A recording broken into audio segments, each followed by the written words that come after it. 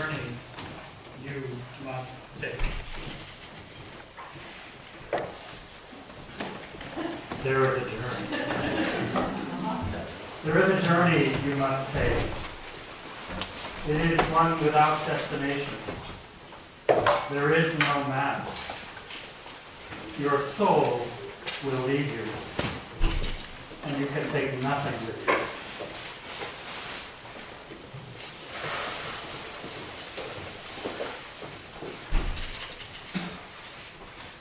There is no map.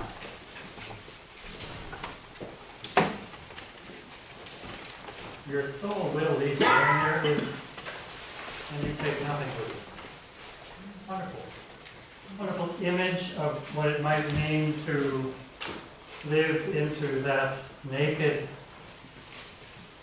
poor, empty place that God cannot resist, as Eckhart imagined it.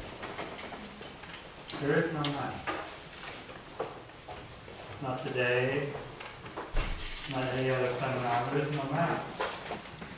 Each moment is the journey. Each moment. Welcome back. Hope you had a good lunch and a little quiet. It's lovely to see people spreading through the garden, the house, the street, and so on. And we turn now to really this most puzzling of themes, and I think in some ways perhaps the most startling theme in Eckhart's writing, what he, in his own, the German tongue of his day, called Sonderwarum, ohne Warum, without why. And he was sure that God, there is no why, W-H-Y, in God. There is no why. God isn't puzzled, confused, wondering about things, because God is in all that is, through all that is, and beyond all that is. So there is no why in God. And for Eckhart, that was only the beginning of the teaching, because the teaching is complete when we realize that there should be no why in us either. That as we live into the mystery of God, which is into the mystery of ourselves, which is into the mystery of all that is, and again, note well, the good, the bad, and the ugly. All that is. As we live into that mystery, we ourselves begin to be unburdened of the questions that gnaw away at us, of the need to pry into what we cannot know in our rational minds.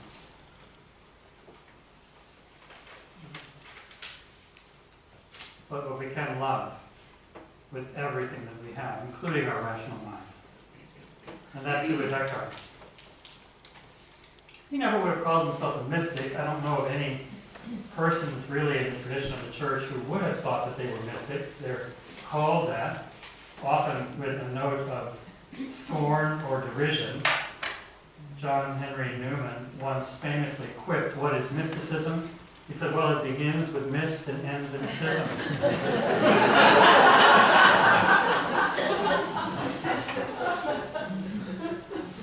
Eckhart would have laughed too, had he known that quip, which he couldn't have. But Eckhart would have said, yes, it does begin in mist, because we cannot see as clearly into the eternal truth, the eternity of God, with our external eyes. We have to find inner eyes. We have to find an inner mind. We have to find an inner heart to understand the mystery that is God, that is everything. In all, through all, with all. That one. That one. Yes. So here we are landing with this theme that I hope will carry us back into what we've done this morning. Because in a way it's the outflow of what we've been thinking about, and I hope it could be an inflow to go back to these reflections on Gelassenheit, Abgeschiedenheit, on releasement, as it's sometimes, I think, improperly translated, letting beiness.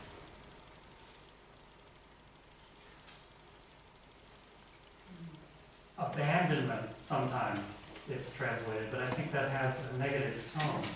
Eckhart wouldn't have understood that.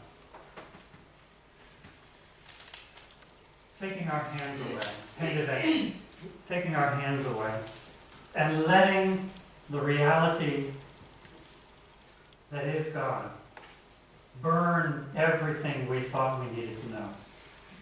Burn it away. Until we find something beyond that provisional way of being that is so much in our lives. To live without why. We'll look at a couple of sermon extracts and a couple of poems. We'll take a break in an hour or so, and then we'll have a chance for a kind of a wide-ranging conversation of things you've been wondering about, perplexed by, annoyed by, disturbed by, delighted by, whatever. That's what's happening for you, for us this afternoon. From Sermon 9. One of my favorites.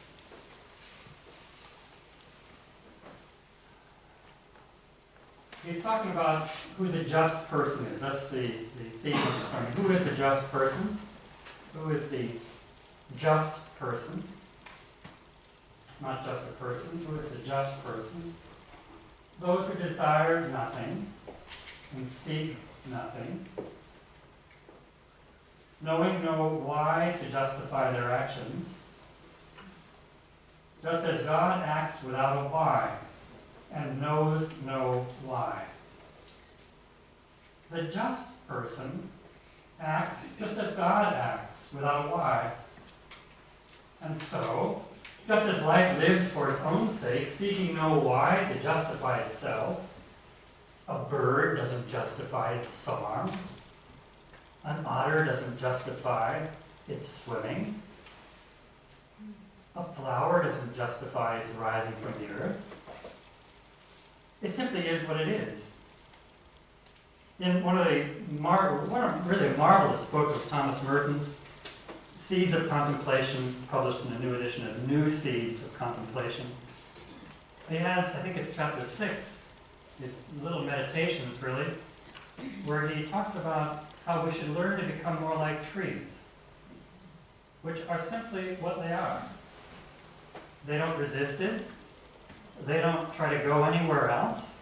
They stay where they've been planted, where they've taken root, and they simply are themselves. And Merton, who, if you know a little bit about him, was charged with tending the trees on the Abbey grounds at Gethsemane, he had a thing with trees. He loved trees, and he was planting trees throughout parts of his life when he had this responsibility. But there's something about a tree, if you think about it, a tree just is itself. It doesn't want to be anything else. Oh, it's ridiculous to speak this way, but I think Eckhart, although he doesn't use this image, it gets something essential to him. A tree has no why.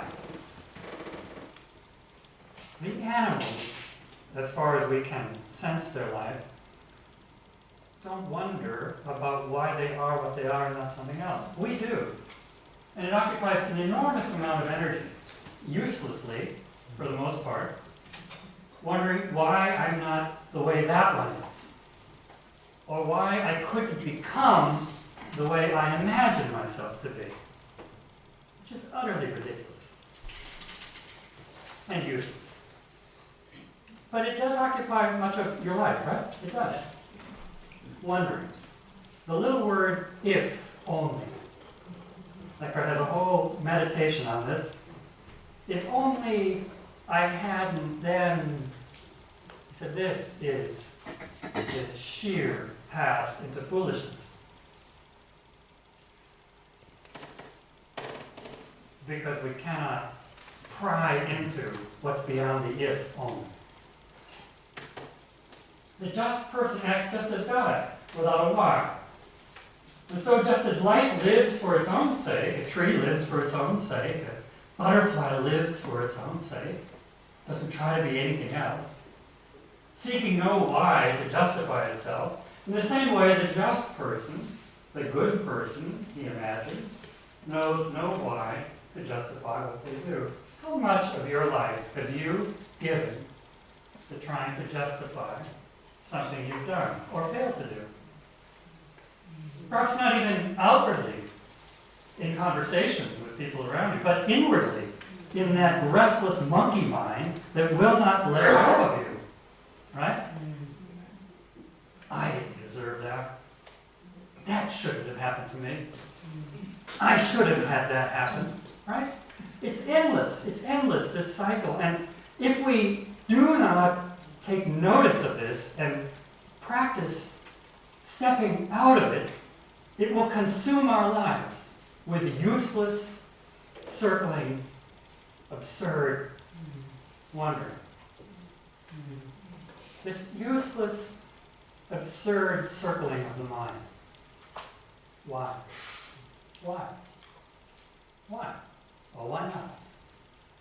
Well, easier to say this than to learn it. And we'll talk a little bit at the end of the afternoon. Somebody asked me, can we think about how to practice these things? Of course we can, we will, in our conversation before we leave this afternoon. Because Eckhart would be the first to say, in his sermons he says it repeatedly, it's not enough to think these thoughts. You must learn to set them into action in your life. You must engage them for the sake of love. Not for the sake of understanding, but for the sake of love. To move beyond what you cannot know to the place where you know you must love. Period. On our best days. This, I have to say, is a poem. It's one of my favorites. Sorry, I saved it for the end. On our best days, because if you imagine what might be coming on our best days, you know, it's always easy to be happy on your best days. And what's startling as you grow older is that, for one thing, you realize there aren't that many of them. And it's okay. On the other side, there aren't that many of them, and it's okay. You don't have to have a best day every day. When you're 20, you imagine that every day can be your best day, and you might become frustrated when in 2 or 3 days in a row they aren't.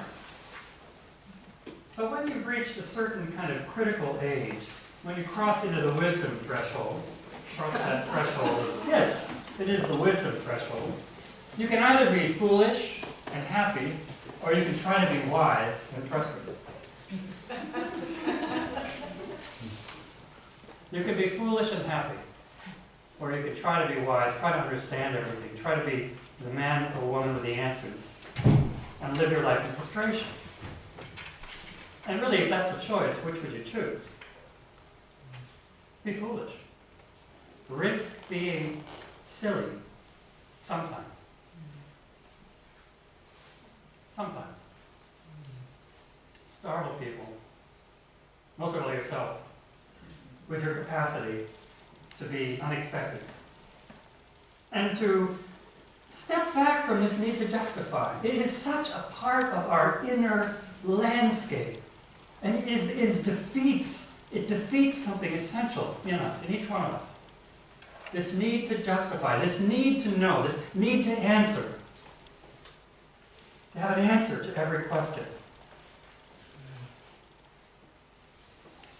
One of the great American, I mentioned this last night, theologians of a previous generation, Reinhold Niebuhr, in one of his books, Moral Man and Immoral Society, a remarkable book still. I think it should be a required reading for serious people, wrote that there's nothing quite as awkward as answering questions that nobody's asked. Really. There's something very indelicate about trying to answer a question that no one's asking, and no one needs to ask. And yet so much of my life is involved with answering questions that nobody's asking about me. Because essentially, essentially that's a useless task.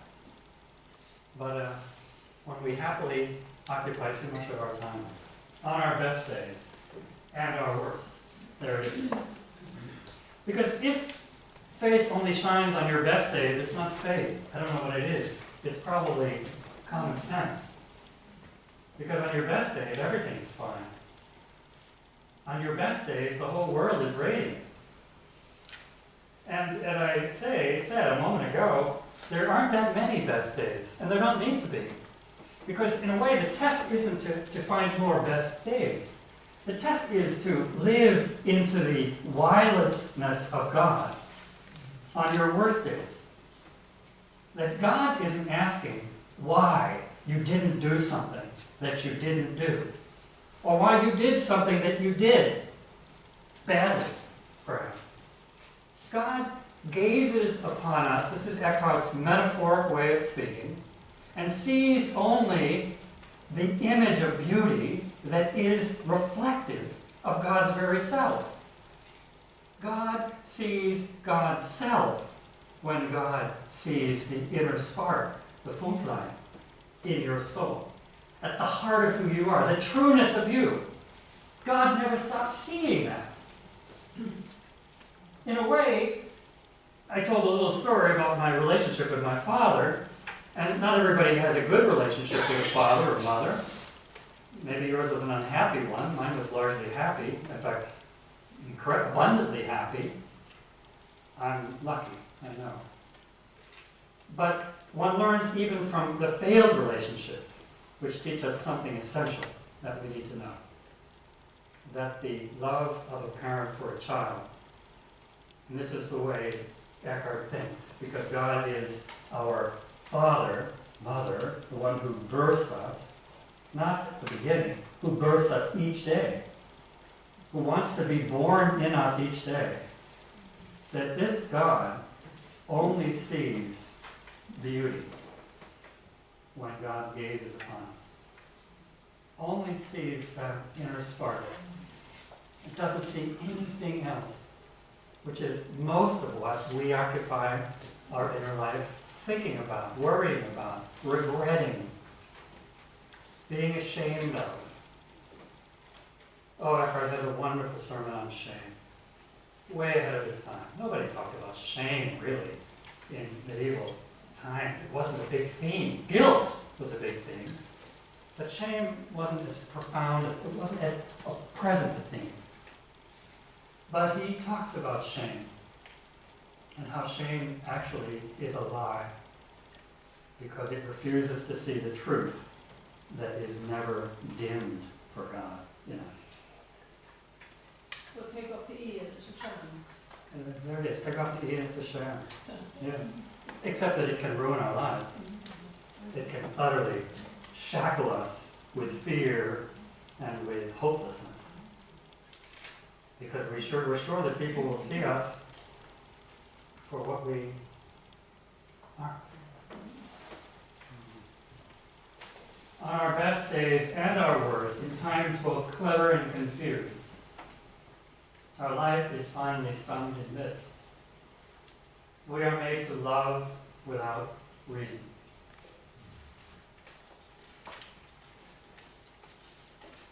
You know, if you love with reason, you're not really loving. You're negotiating. You're dealing with a contract.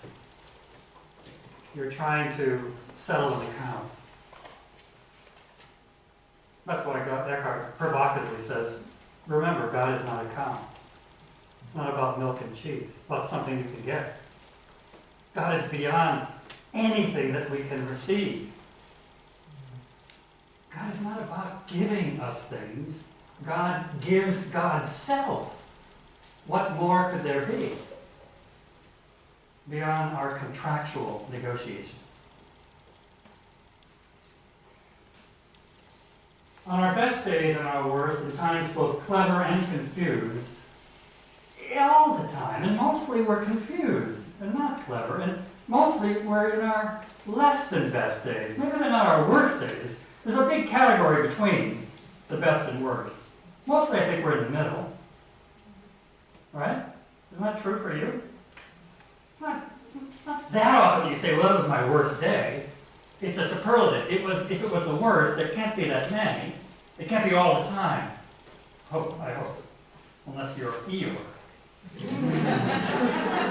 Woe be to me. Eeyore.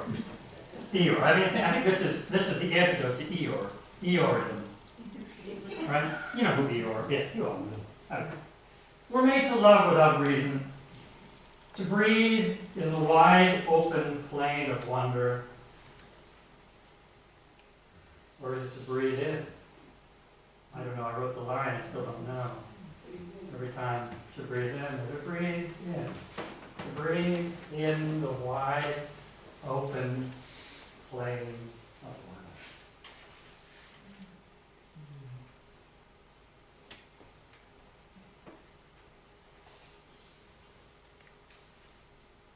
I think in a way, all that we talked about this morning, all that we thought about, all that we found some groundings and inspiration, I hope, in Eckhart's writings, really are about this: learn to love without reason.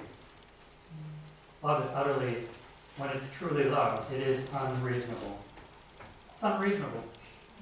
You know, it's not about negotiating. That's infatuation, or lust, or idolatry.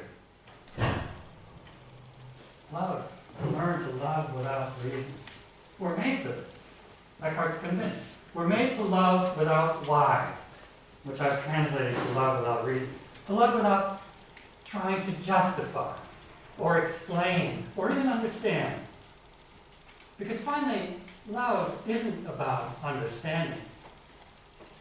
It's about joining. It's about turning toward. It's about union with the other.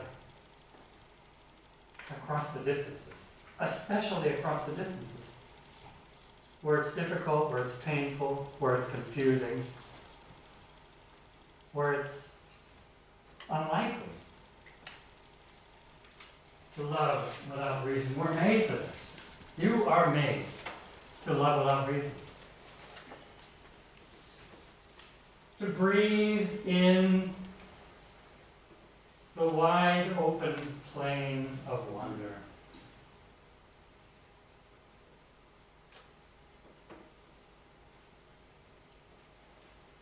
To ponder without asking why. To ponder without asking why. To think about things without trying to settle them, which you can't do. We cannot do. Because in God there is no why to be found, no reason to be known, beyond the single flame, ever wireless love. I love the last phrase. A single flame of ever wireless love. Wireless. Oh, it's not a real word, is it? I see the puzzlement in your face. It's not a real word. German can do this so easily, Gabi, right? We can simply construct words which don't exist, but they make perfect sense. A little more awkward in English. You know, your 7th grade English teacher would circle that and say, not a word. Or if you're using Microsoft Word, there's a line under that one. I added it to my dictionary. You can do that. So every time I write it now, it seems to be a real word. I've convinced Microsoft Word that it's a real word. It isn't, but it is, right? You know what wireless love means now. You think about it. Wireless love doesn't demand a thing. It doesn't even expect a thing. It's so capable of being surprised, startled with joy, of seeing the little glimpse of hope in the dark stretches of despair. Extraordinary. The single flame of ever wireless love. Could you, one of you, read this for us? A strong voice. On our best days and our worst, in times both clever and confused, Our life is finally summed in this. We are made to love without reason, to breathe in the wide open plain of wonder, to ponder without asking why. Because in God there is no why to be found, no reason to be known, beyond the single flame of ever wireless love. Thank you. Thank you,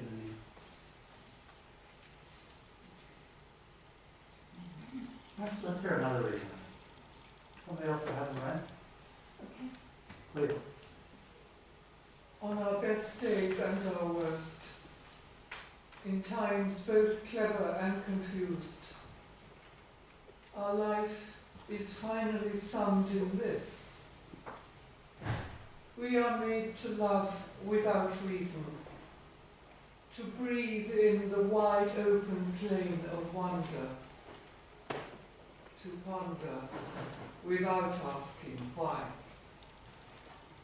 Because in God there is no why to be found, no reason to be known beyond the single flame of ever wireless love. Thank you.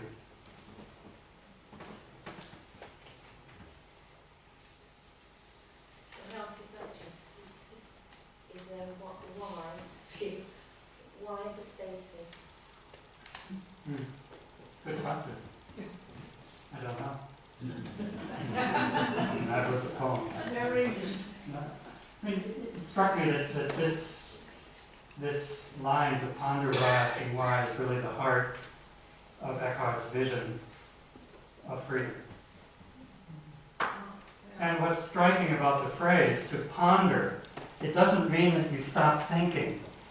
It means that you don't need to solve things, which you cannot do. To ponder. I love the word ponder. It's one of the best. It's a word of weight, right? From a Latin root. About being still, resting in, turning, but also active, as an activity to ponder. It's not a word that we use too much today. I think it's fallen out of fashion. We're not a pondering culture. We're a do-it-quick culture. Pondering takes time. It takes energy. It takes patience. It takes humility to ponder. Because you've come to a point where you don't need to solve when you're pondering. You're thinking about this and that. And Eckhart would say with those precise words, in God there is no this and that. And in the soul, there is no this or that. So the pondering brings us to a place where we let go of pondering. I think that's why that line stands alone. I don't know. It seemed it needed to be alone when I wrote it. Not an accident. To ponder. But it is paired with wonder. Yes, thank you. Just going to say that. Wonder and ponder somehow belong together. Because in a sense here, the wide open plain of wonder. I mean, a child knows what this means. And as adults we have to learn it again, often through the aid of children, who are so easily given to wonder. Yes? I'm struggling with this. Yes. We are created by God with the ability to ask why, in the sense of distinguishing from trees and a child, as you just mentioned, with one word, a very small child, Why? every day is why. Exactly. It's a fundamental concept. Exactly. And that's, I think, if I can come back to your insight, why the pondering and the wondering belong together in this poem. Because in a sense, Pondering isn't wrong. That's not my point. We shouldn't ponder. No, of course, we're made to ponder. We're made to wonder. But to ponder as an attempt to make something happen will leave us very frustrated. Eckhart knew that. Will leave us on the outside of reality. We'll be looking at the outer structure of what's real and not the inner core. Because at the inner core, there is only love. But the outer structure, there's everything else. Hate, fear, anger, envy, jealousy, rage. In some sense, if you think about Dante, we got through the whole day, the whole morning without Brexit, and then it came. But on a positive side, we need to have Dante here, right, Stephen? We need to mention Dante. When Dante gives us a vision of what healing looks like, we have to look into the darkness first, going up the mountain of purgatory. We have to face the reality of those vices which occupy so much of our lives, to be freed of them, to let them go. It's an ingenious journey up the 7 stories, as Merton famously describes them, of the mountain. Because in some ways, we only know ourselves when we're truthful about our darkness.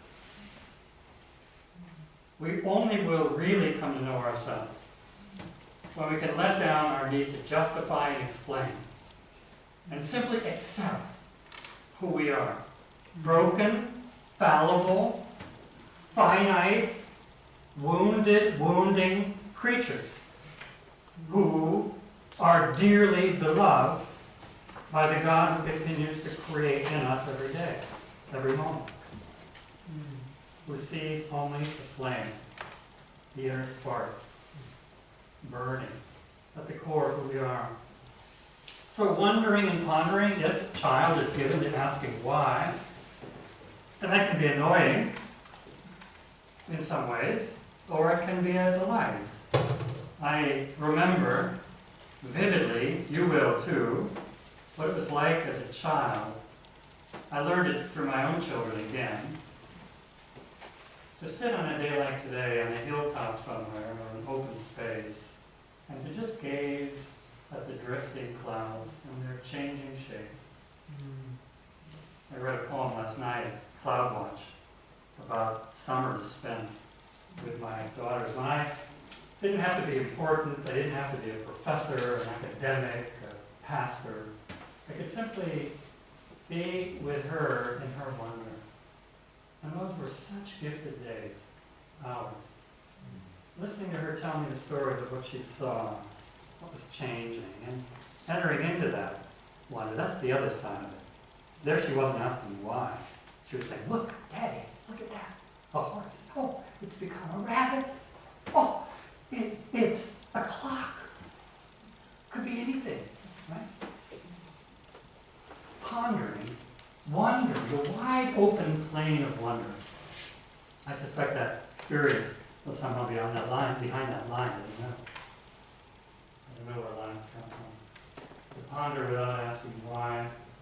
Because in God there is no why. Because in God there is no why, period. This is Eckhart's whole point. If there's no why in God, should our lives be dominated by a need to understand everything like that, in that way? Eckhart would say, let go of it, relinquish it. Detach from that. Let the creatureliness of that go, so that you can find what's underneath that creatureliness, which is freedom. Fundamentally, it's freedom. It's the spontaneous joy of being alive and delighting in it, right?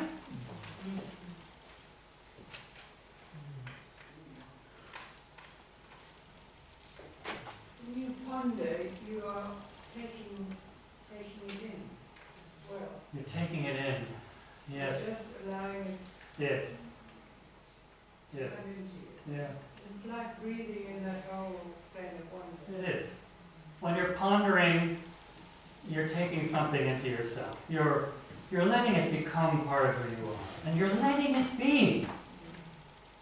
To ponder. It's not a scheme. It's not a calculation. It's not strategic. rational. It's not rational. It's beyond rational. It's beyond rational. It's beyond sorting out things. Is it linked, in my mind it seems to be linked to the idea of the koan. Of a koan? Yes. Yes. Because you can't resolve it. No, you can't. It's what you say. It's like at one point earlier you said pondering this and that, and then thinking there's no this and that, and that's what made me think that's like Yes. a koan. A marvelous book Eckhart is called The Way of Paradox. He doesn't use the term koan, but paradox. It's paradox. It's two things that are irreconcilable, holding them together. What a later close reader of Eckhart, a man named Nicholas of Cusanus, of Cuis, along the Mosel River, just down the river from where my wife was born and raised in Trier. Have you been to the Mosel? Oh, you must go to the Mosel. Yes? Oh, marvelous place. This winding river, just rich with vineyards. Asparagus. Asparagus right now. Oh, asparagus. You know, you can't go into a restaurant now without having a whole list of specialties of asparagus because it's the season. It's May. It's May. Anyway, Nicholas of Cuis called it the coincidence of opposites. That a koan brings together what is irreconcilable and holds them together. Because the truth is in the holding together of opposites. The truth is in the oneness that exists in the tension, in the field of tension, the Spannungsfeld, as the Germans would call it. Right? That's the truth. And if we could think of that as a metaphor for our lives, it would mean that the most difficult things in our lives are opportunities for us to understand God beyond understanding God. Accepting, receiving, opening ourselves to. Wow. No reason to be known. Beyond, there is a reason to be known. The single flame of ever wildest love. Just, if you have a pad, just jot that down. Ever wildest love. Just as it's something to take home, put in, think about it tonight when you're sitting home in your familiar place. What would it be like to see, feel, know that flame that's in your life of ever wildest love? A ridiculous, marvelous truth. Let's look at another Eckhart quote.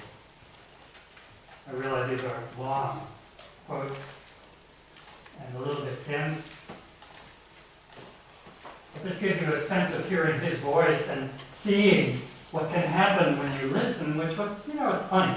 When I was a new preacher, I had this sense that actually people were listening to exactly what I was saying. And they would come and say the most astounding things that I had preached about, and of course I'd never said these things. But I had in their listening, in their hearing.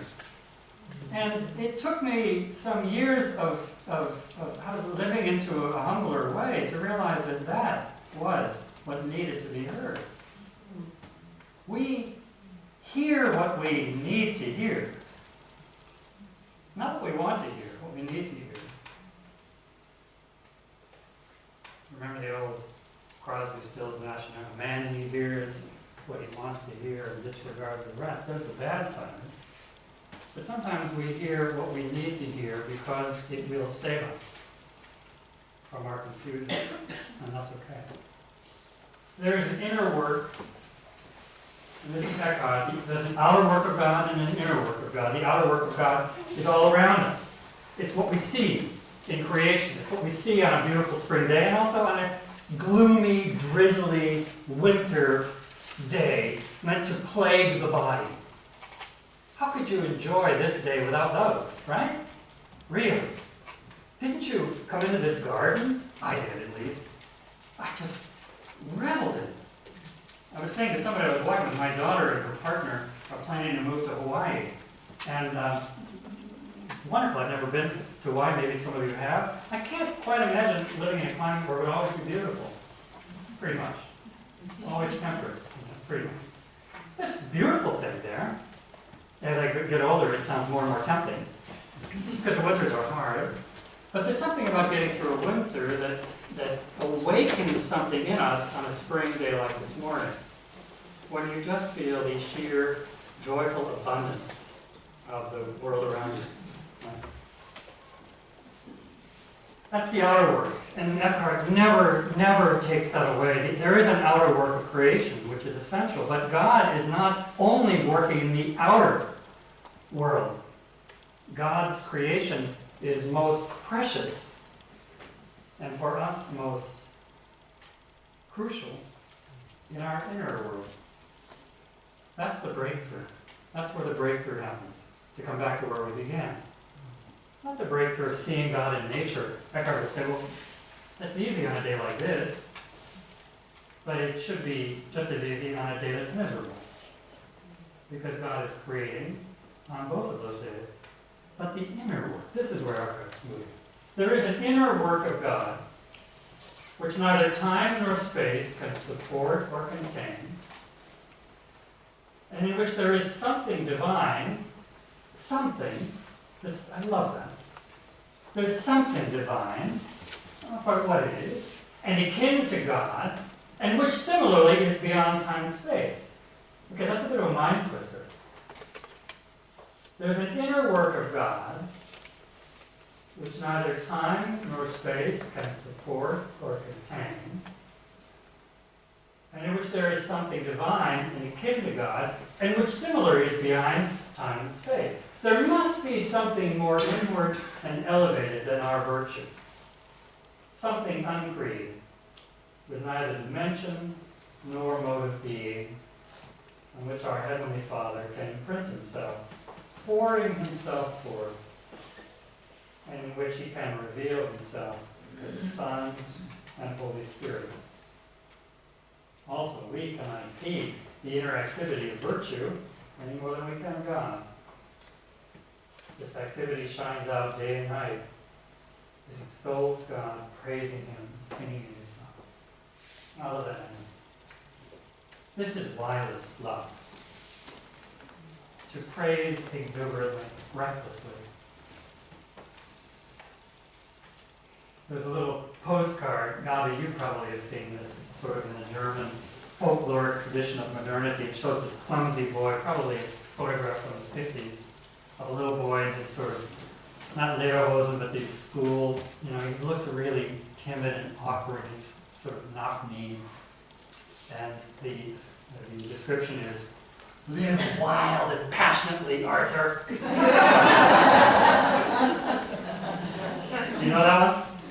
A little picture? No? Anyway, live wild and passionately, Arthur, Alto. If we are going to sing a new song, if we're brought to the place of singing a new song, which is one of the recurrent admonitions in the Psalms. It's sort of an irony that we keep singing the old Psalms, nothing wrong with that, which tell us to sing new songs. Right? My friend, not here anymore, Edward Clark, just has finished a marvelous, magnificent collection of 150 Psalms, giving voice to the old Psalms in the texture of his life as an Oxonian, as a father of young children, as an academic, as a member of humanity. Beautiful, beautiful book.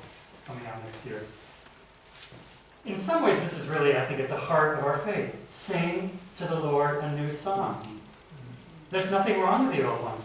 But your joy, if it's in touch with that inner spark in you, doesn't need the old song, can't endure the old song, breaks beyond the old song. It wants to sing something new. It wants to dance. It wants to live wildly and passionately, dangerously, now, here and now. Here and now.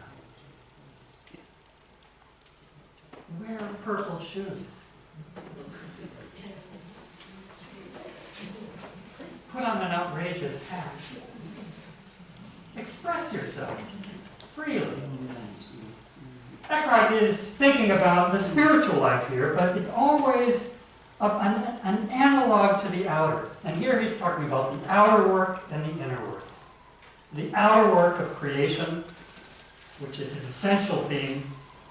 Redemption is all about creation happening anew in us. And the inner work. Let's see where this takes us. From the Book of Divine Transformation.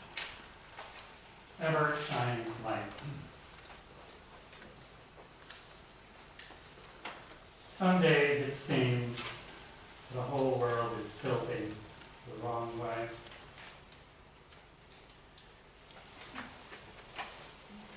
Have you had a day like that? Maybe two? Maybe more? Some days it seems the whole world is tilting the wrong way. It might be up, but I'm somehow down. And right is always somewhere else against my wrong.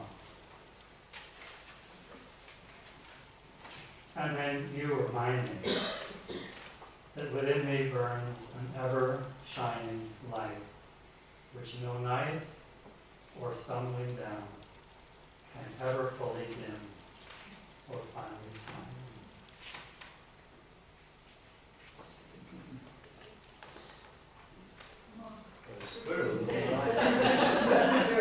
He's gone now. Oh, I love it. He was looking wirelessly at it. Let's hear this in a couple of voices. Can somebody read? Paul? Someday, it seems the whole world is tilting the wrong way. It might be up, I am somehow down. And right is always somewhere else against my wrong. Then you remind me that within me burns an ever-shining light, which no night or stumbling down can ever fully dim or finally smite. I love the sound of this poem. I mean, when you hear it. Let's hear it one more time. Let's have another reading. Someone else? Yeah? Some days it seems the whole world is tilting the wrong way. It might be up, but I'm somehow down. And right is always somewhere else against my wrong. And then you remind me that within me burns an ever-shining light, which no night or stumbling down can ever fully dim or finally smite.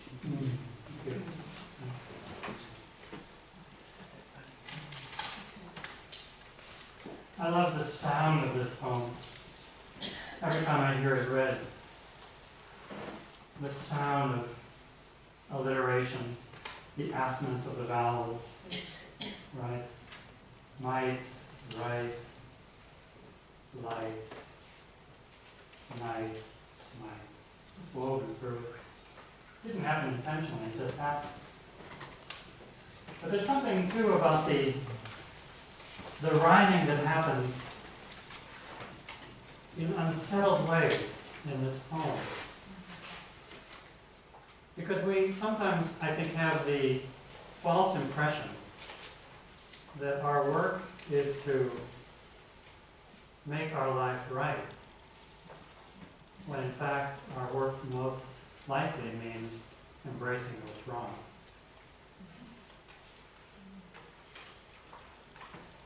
Accepting it and letting it go.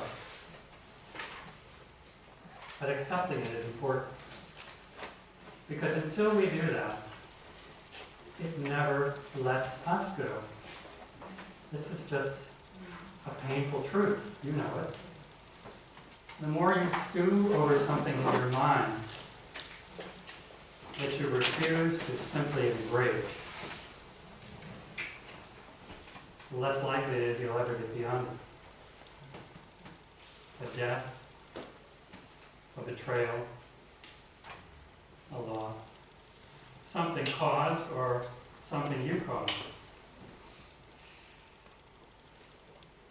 And something about Eckhart's vision of what it is to live into freedom is not to deny these things, to turn toward them, to go fully toward them and to say, yes, that is true. But it's not the whole truth. That is a fact, but it's not the deepest fact. And whether anyone else can see it doesn't finally matter. But if you don't see it, everything else is futile.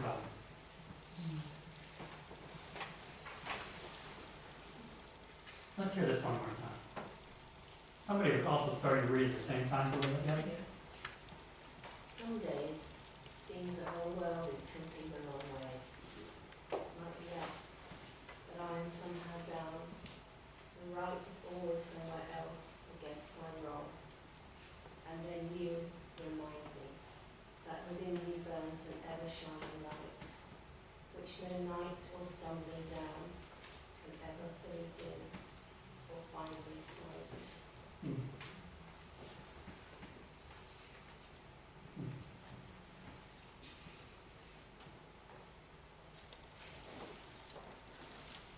Know that that's true. Living into this truth is the journey. Recognizing with our mind is perhaps the easy first step. The harder step is to live into this truth, to embrace it fully and to let it be true, but not the whole truth. To know that there is in my life, in your life, at every moment, in your good days as in your bad, in the days when you are a hero, a heroine, and the days when you're an absolute goat. This inner light is shining. And God will not let that go. Something of that vision gave birth to Julian's utterance that all shall be well. Beyond explanations and negotiations, that in God all shall be well, and all manner of things shall be well.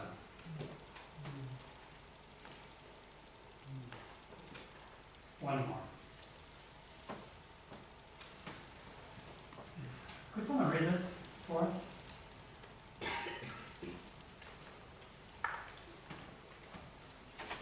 For we should be as the Lord told us. You should be like those who at all times watch and wait for their Lord. You know, you probably had somebody approach you and tell you this. Maybe it's somebody peddling religious pamphlets along the streets in Oxford or wherever you live. Watch and wait for the Lord at all times. Watch and wait for the Lord at all times. Yeah, and you think, yeah, I know. But I can't. Or I don't. Let's start again. Where was it? Who was reading? Truly, such vigilant people are alert and on the watch for their Lord, for whom they wait. They look to see if he is not by chance concealed in what befalls him, however strange it may be to them. So we, too, should consciously look out for our Lord in all things. This is the right thing for us to do, so that we grasp God in the same way in all things, and find God equally everywhere. I love this. I love this. This is from an early talks he gave to novices who were being formed, their initial years of formation in Erfurt, in the Dominican Priory of Erfurt. I don't know how a 25 or 6-year-old, whenever he was about that age, how he could have come to this. But the sense that somehow our task, our habit is to look for God in the beautiful moments. That's God, right? That's God. And these terrible devastations, we beat ourselves and say, where is God in these things? Eckhart would say, never left. Still present. Against the odds. Despite the unlikeliness. If you learn to look deeply enough, to ponder, to wonder. It's not a fix-it theology, Eckhart. It's not a fix-it theology. God will fix the broken thing. No, God will be found in the broken thing. Your broken life and mine. Your failing and mine. Your darkness and ours. God is burning with the single flame of ever widest love, even there. Beyond what we can know. Beyond what we can say. These vigilant people look to see if God is not by chance concealed. I love that. By chance. Maybe we just didn't look correctly. And Eckhart is not looking for a big revelation. He's looking for the little act of determination to say, there is God present. Beyond what I can see and know and understand. Or it's not God we're thinking about. Give me words that say. This is the last poem. We'll take a break. Teach me, I pray, to see the small, unnoticed things in my life.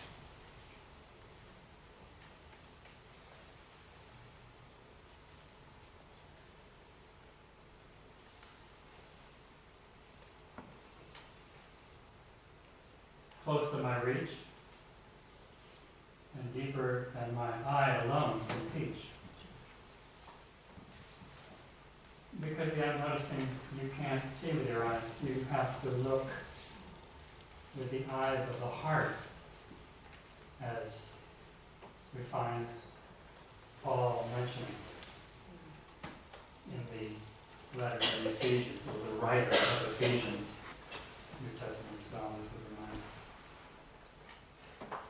Teach me, I pray, to see the small, unnoticed things in my life, close to my reach, and deeper than my eye alone can teach. Show me, with the steady measure of a poet's gaze, what it means to seek words that are pleasing and alive. Show me, with the steady measure of a poet's gaze, what it means to seek words that are pleasing and alive, as the dance is to those with tired legs and knees. Give me words that sing against the darkest nowhere hour, ones full of enough silence to be rich in the spin of every now, and alive to the tremble of each ear.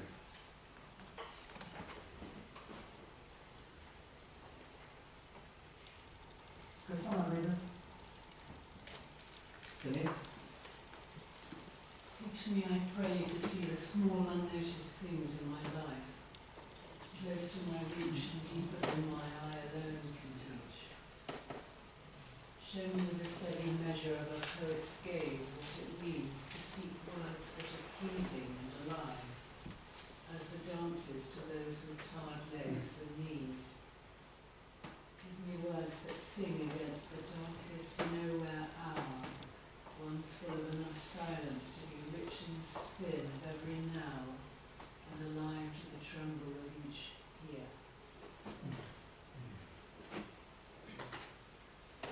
Could we have a voice from the other side? Yes. Of course, sitting behind, you can't hear very well. Could someone read from the other side? Yeah. A good big voice now.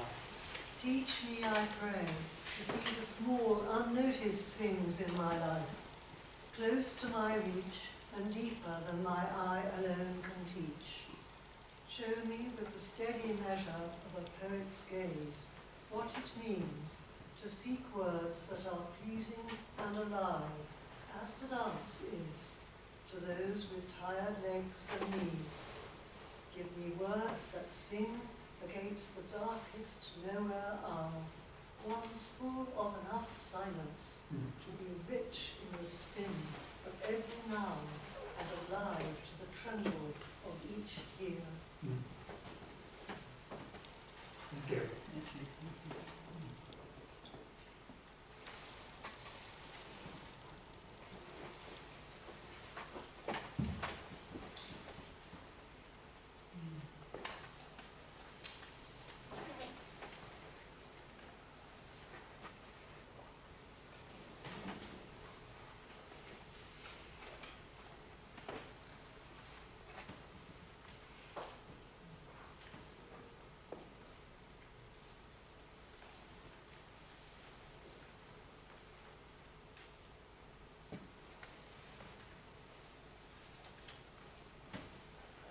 Where do you find yourself with this poem? Where do you find yourself touching something real and perhaps stubbornly difficult, burdensome in your life, in your daily life today?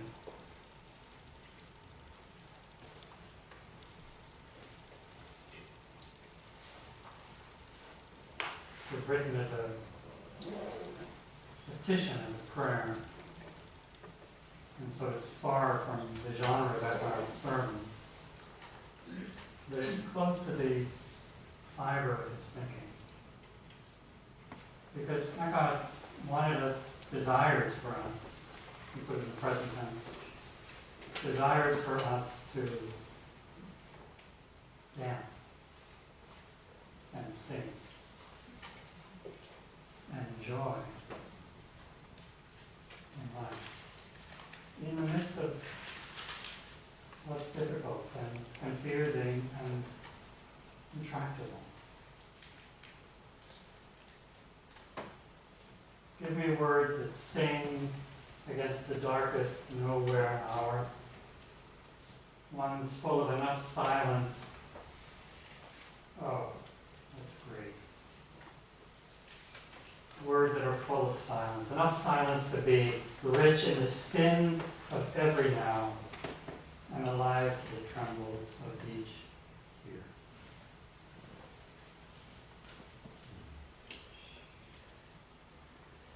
Let's take 15 minutes. We'll come back for a wide-ranging conversation and draw our day to a close. Coffee to be outside. The sun is still